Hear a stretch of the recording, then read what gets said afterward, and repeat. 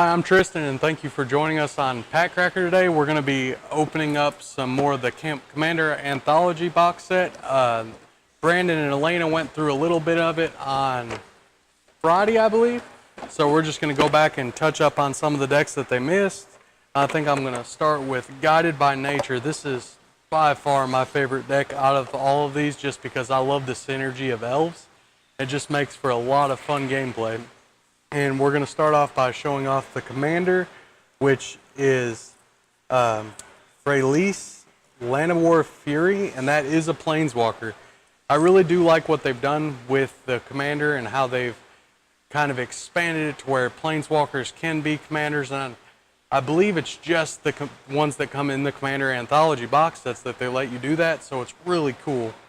And then we're going to jump into some of the mana base, which is Crystalline Vein, and you can sacrifice it to add 2 mana instead of just 1 colorless mana. So it's more or less, if you really need to get something out there, you can sacrifice that and rush something important out there, and it's really cool. And then we're going to go on to Evolving Wilds, and what would Commander be without mana fixing? I mean, when you're trying to break down that deck and you're forced into a 100 card deck, so any card that you can take out of that deck. So essentially, by casting an Evolving Wilds, you're going to be knocking another card out of your deck by going and searching up another land. And that is definitely a must for these commander decks because, like I said, you just have a massive deck. And then we'll go over to Ghost Quarter, and that one lets you sacrifice it and destroy another target land, which is also really, really cool. And let's see here. We're going on to Haunted Fengraf, and you can tap it to add another colorless mana to your mana pool, and then you pay 3 mana and sacrifice it to return a creature card from your graveyard to your hand, which really helps you out later in the game if you're running out of gas in your hand and you need to bring something else back up out of your graveyard to kind of give you another creature. It'll really help you in the long run. That's more of one of the like investment type lands.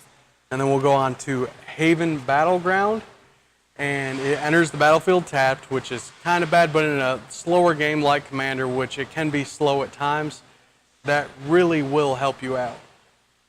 And you can also sacrifice it to add 2 mana to your mana pool, and that is green mana, so it's not like the others where you're just sacrificing it to make colorless mana. It just more or less, it helps you ramp up to get them bigger creatures out there.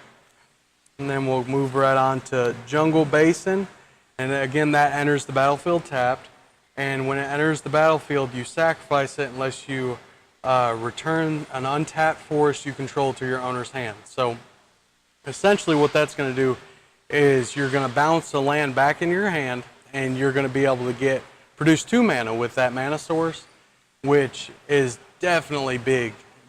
And it'll also mean that you won't miss your land drop next turn because you are guaranteed to have another land in your hand. It's really cool. Now we'll go on to Mirrored Landscape, and it enters the battlefield tapped as well, and you can tap it to add a colorless mana to your mana pool, and you can pay 2 and sacrifice it to search your library for up to 2 basic land cards that share a land type and put them onto the battlefield tapped and shuffle your library. So essentially it kind of follows the same idea with the land, is you're going to be able to pay 2 later in the game to sacrifice it and bring out 2 more lands out of your deck, which again is going to narrow your deck list down even more, so you won't be drawing land every turn when you don't need the land later in the game. So we're going to move on to Slippery Karst, and it enters the battlefield tapped, and it adds 1 green mana to your mana pool. Now this also has cycling, which again is helping you out later in the game, where you can pay the 2 mana and discard it, and then you can draw another card, which will, again, when you're later in the game, you're going to be drawing land that you don't want because you've already got all the mana sources that you need. So we're going to move on to Terramorphic Expanse, and I like to joke around and say this is just another Evolving Wilds, because basically that's what it is. But in Commander you can only have 1 card of any given name in your deck, so having the Terramorphic Expanse in there will really help you narrow down your deck. And hello Logan, thank you for joining us. We'll move on to Tranquil Thicket. It enters the battlefield tapped, and again, it has the cycling to it. It adds 1 green mana to your mana pool, and you can pay 1 green mana to cycle it, which is it's a lot like the Slippery Karst, but instead of paying 2 mana, you're going to pay 1, but you have to pay a green mana to do that. Let's see here. Now, I'm going to try and make this part quick because it's just the regular forest. I'm going to show off a couple of the artworks on those. They definitely are looking really cool. Let's see here. I believe there is 4 different arts for the forest in here. Now let's see. And there's the last one. And we'll go ahead and skip through these forests real quick. And now we're moving on to a sorcery, and it is Desert Twister. This card costs 6 mana, and you can destroy target permanent. So, in other words, it's not like a murder where you're paying 3 to destroy target creature. It could be any permanent. So, say they've got a land that's giving you some issues, or they've got a planeswalker. Pretty much anything that's hit the field. It's really useful. Now, like I said, this is an elf deck, so we're going to go ahead and show off another elf, and this is a 4-drop, and it has hexproof, and its power and toughness are equal to the number of green permanents you control. So this guy is just going to keep getting bigger and bigger the more creatures and stuff that you have on the field. It's definitely really cool, and it does say permanents, so it's going to be counting your like land, artifacts, and all that good stuff, and it's going to get really big really quick. And here we have Elvish Mystic, and that is a must-have for any elf deck, really, because it's a 1-drop, 1/1, and it's producing you mana. So you can lay him down turn 1, turn 2, you can lay out a 3 mana cost creature. It's really big. Now, let's see, we'll move on to Elvish Sky Sweeper, and that is another 1-drop, 1/1 elf, and you can pay 4 and a green mana source and sacrifice a creature to destroy target creature with flying.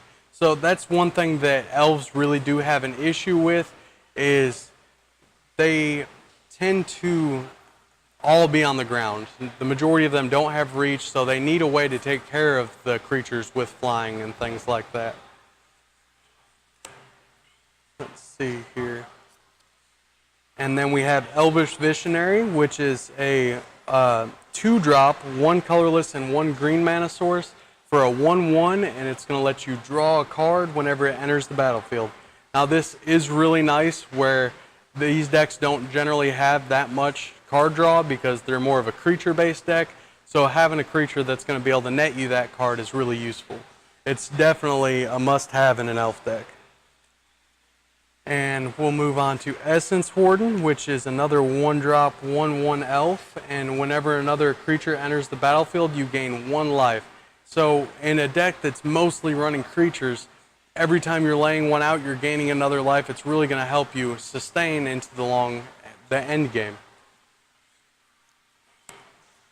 Now, you can buy these box sets on our website at trollandtoad.com for $164.95 is what we're currently selling them for. And probably one of my favorite things about these boxes is the life counter. It goes from 0 to 99, and it's just like a spin down type thing. It's really, really cool, and it really helps out in Commander where you're starting out with such a large life. We're also selling those on our website as well as the singles, but we're selling those life counters for $10.49. It's a killer deal. I would definitely stock up on them while you can, because I know it's going to be something we're going to have trouble keeping in stock, and I can see the price going up in them because they're really, really cool. And we'll move on to the next card. It's Farhaven Elf. It is a 3-drop, 1/1, and whenever it enters the battlefield, you may search your library for a basic land card and put it onto the battlefield tab. If you do, shuffle your library. So that's going to help you with the mana ramp, and you're going to be able to lay out more creatures quicker, as well as you're thinning out that deck. Like I said, it's a 100-card deck, and you want to try and break it down to the point where you're getting the land out and you're only going to be drawing creatures and instants and sorceries and all that really cool stuff. So we're going to go ahead and go on to Azuri Renegade Leader, and this is definitely a must-have in any elf deck. He is a 3-drop 2/2, and you can pay 1 green mana to regenerate any other elf. And he is a legendary creature, so you could use him as your commander if you would like to. And then you can pay the 2 colorless and 3 green mana, and elf creatures you control get +3/+3 and gain trample until the end of turn. Now you can use this ability multiple times in one turn, so you can just ramp up your creatures and they can swing in, and any damage that they do after they kill that creature is going to do it to their opponent. So it's definitely an awesome card, and it really helps you get that last punch in there for commander. And then we're going to go on to Titania, Protector of Argo. And this is also another legendary creature, so this deck does give you a few options if you don't want to choose the Planeswalker route for your commander. You can actually switch them around with one of these commanders or legendary creatures and use them as your commanders instead if you like the way that creature plays better. Now, whenever Titania, Protector of Argo enters the battlefield, you can return target land from your graveyard to the battlefield.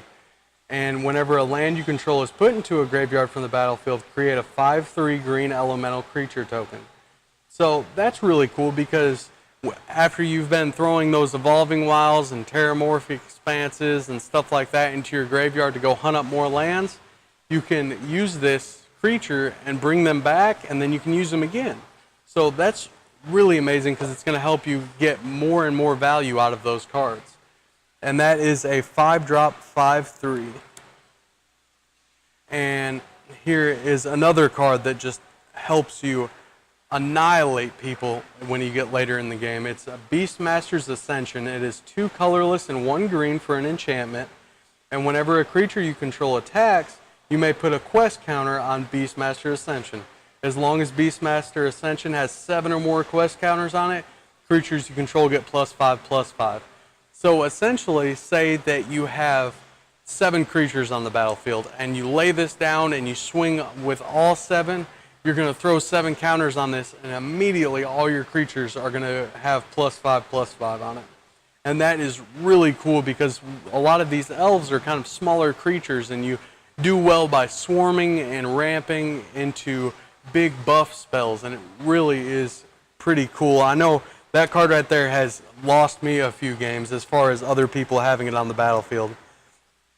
So next we're going to go to a 6-drop sorcery. It costs 4 colorless and 2 green, and you're going to draw a card for each creature you control. And that is a huge impact in the game, because like I said, where you're flooding the board and you're trying to get as many elves out on the field as you can, you could lay down your whole hand, cast this card, and fill up again. You could draw 7, 8 cards in one turn, and that is a really big play. So then we're going to go on to Creeper Hulk, and this is a 3 colorless and 2 green mana card. It is a creature plant elemental. I know it kind of breaks out of the elf aspect of the deck, but there is enough elves to run a full commander deck, but to kind of make it work better, you're going to want to run these other creatures that help you out. Now this guy is a 5/5 plant elemental creature, and he has trample, so like I said, it's going to help you get in there for the last little bit. And you can pay 1 colorless and 1 green, and until the end of turn, target creature you control has base power and toughness 5/5 and gains trample. So it's going to, in other words, it's going to make your elves bigger. That's what the deck runs on, is it's trying to buff up those creatures and really get in there for the final touch. So here we have another Lord, and it is Elvish Arch Druid, and it is a 3-drop 2/2, and other elves you get, or other elves you have +1/+1, and you can tap it to add a green mana to your mana pool for each elf you control. So again, you are swarming the field with these elves. It's going to make them bigger, and then it's also going to help you ramp into more elves, because you're going to tap this guy and say you have 7 other elves on the field. That's going to give you 7 more mana, and you're just going to be able to pump out more and more creatures. Now we'll move on to a 4-drop instant spell, and it's 3 colorless and 1 green, and you create a 3/3 green beast creature token for each creature put into your graveyard from the battlefield this turn. So say you swing in with everything and they Wrath of God, or they have some big removal spell and you don't have any other creatures on the field, you're going to need some blockers to make you last until next turn. So you're going to play this and you'll just flood your board with massive 3/3s that will kind of sustain you until you can build up your board state again with elves. So we'll move on to the next creature, and it is Grave Sifter. It costs 5 colorless and 1 green, and it is a creature elemental beast. And whenever it enters the battlefield, each player chooses a creature type and returns any number of cards of that type from his or her graveyard to his or her hand. So this card's really cool because where you're running nothing but elves, whenever it enters the battlefield, you're going to be able to name elves and pull back all of your elves out of your graveyard, and it's going to refill your hand. It's going to be really cool.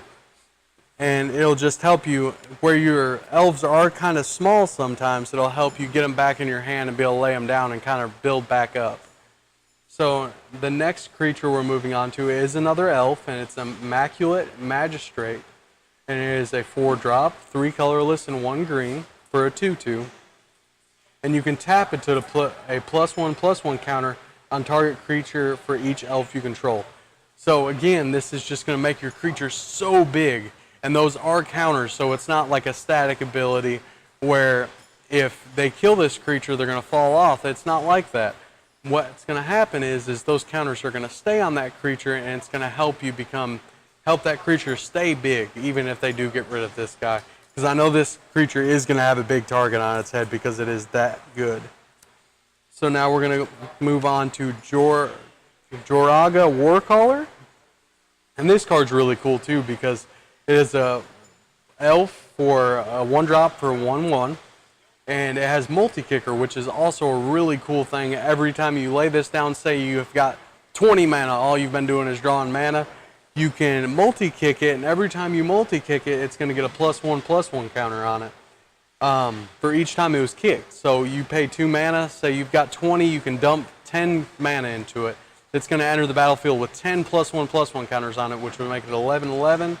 And other elf creatures you control get a +1/+1 for each +1/+1 counter on him. So it's just going to make your elves that much bigger. It's really cool. And don't forget, we do have a Yu-Gi-Oh! Live sale that's going to be going on next Tuesday, and that is definitely going to be a must-see.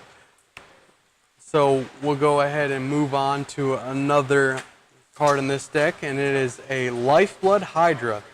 It is X mana and 3 green mana. So it's going to have Trample, and whenever it enters the battlefield it's going to enter the battlefield with X +1/+1 counters on it. So essentially, if you have 3 green mana, you can dump all the rest of your mana in it, and it's going to come in the battlefield with that many +1/+1 counters on it. Now, whenever it dies, you gain life and draw cards equal to its powers. So say you dump 10 mana into this, other than the 3, it's going to have 10 +1/+1 counters on it. Now, a lot of people aren't going to be able to deal with that, so they're going to try and kill it real quick, and you're going to gain 10 life and draw 10 cards, which is definitely really cool. It helps you get that card draw out there. So we're going to move right along to Masked Admirers. It is a 4-drop. It costs 2 colorless and 2 green mana, and it is an elf shaman, and it is a 3/2, 3 power and 2 toughness. And whenever it enters the battlefield, you draw a card, which again it's never a bad thing to be drawing cards. It's always going to be helping you out. Now, whenever you cast a creature spell, you may pay 2 green mana, and if you do, you may return this card from your graveyard to your hand. So that's going to help you. It's not going to stay in your graveyard for long. They're going to have to waste their exile spells on it to get rid of it, or else it's just going to be it's going to keep coming back, and there's not going to be much they can do with it. It's really cool. Now we're going to move right along to Overwhelming Stampede. And this is a sorcery that costs 5 mana. It's 3 colorless and 2 green. And until the end of your turn, creatures you control gain trample and +X/+X, where X is the greatest power among creatures you control. So this is really cool because say you've got Jorga Warcrawler out there and he's been multi-kicked 10 times. So he's got 10, or he's 11/11, and you're going to drop this card and all your creatures are going to get +11/+11 and trample. There's not many decks that are going to be able to deal with that. Not without wasting a whole lot of removal. So now we're going to move right on to Praetor's Council. It is a sorcery spell and it costs 8 mana, 5 colorless and 3 green. And you return all cards from your graveyard to your hand, exile Praetor's Council, and you have no maximum hand size for the rest of the game. So that's really cool because all the spells that you have that are going to be bouncing your stuff from your graveyard back to your hand, that you're generally going to have to discard those at the end of your end step. But with this, after you cast it that one time, for the rest of the game you have no maximum hand size, and you can just keep bouncing those elves back to your hand, and without any worries about having too many cards in your hand and having to get rid of some and throw them back in your graveyard. You won't have to worry about it with this card. Now it does cost a lot, but I mean, there's high risk for high reward. So now we're going to move on to Primordial Sage. It is 4 colorless and 2 green mana, so a total of 6. And it is a creature spirit with power and toughness, 4 power and 5 toughness. Whenever you cast a creature spell, you may draw a card. That is really cool because with all your low drops, you can essentially have him on the field and say you drop a 1-drop and then you draw another 1-drop. You can cycle through your deck really quick and just have this massive board state. Now we're going to move right along to Rampaging Ballast. It costs 4 colorless and 2 green for a 6/6 power and toughness. Now he is a creature beast with trample and landfall. Whenever a land enters the battlefield under your control, you may create a 4/4 green beast creature token. So that is really massive, especially when you have so many cards in your deck that you can essentially get 2 or maybe even 3 mana out on the field in one turn. So say you lay this and then you lay down an Evolving Wilds, that's 1 trigger on it, and you get a 4/4, and then you sack your Evolving Wilds and you go hunt up another, say you hunt out a forest, that's another trigger on that. So you're essentially going to get 2 4/4s for just laying down mana. It's really cool. Move right along to Siege Behemoth. It is a 5 colorless and 2 green mana for a creature beast with hexproof, and it is 7/4 power and toughness. And as long as Siege Behemoth is attacking, for each creature you control, you may have that creature assign its combat damage as though it weren't blocked. So say you swing with everything and they don't have trample on them, you can go ahead and they block everything. Say they manage to somehow be able to block everything. You can, instead of saying, oh, I want to do the damage to that creature and they'll trade, you can just have them do all the damage straight to the person, and that's generally going to be enough to where they can't even survive it. It's crazy. Now we're going to move right along to Silklash Spider. That is a 5-drop, 3 colorless and 2 green. It is a creature spider and it has 2/7 power and toughness. And it has reach, which again is helping us deal with those flyers because a lot of our elves are right down on the ground. And you can pay X and 2 green to do X damage to each creature with flying. So again, that's just helping us take care of those air threats because there's not much we can do about them. Okay, so we are running kind of short on time. We have about 5 more minutes with you guys. Now, keep in mind, we are going to be going to the majority of a lot of shows around the United States, starting with, we're going to be at Origins next week. It's going to be, or I'm sorry, I believe it's this week. It's June 14th through the 18th, and we will be at booth 327. So be sure to go ahead and stop by, buy some cards, sell some cards to us. We'll definitely be looking forward to seeing you guys there. So now we'll move right along to Song of the Dryads.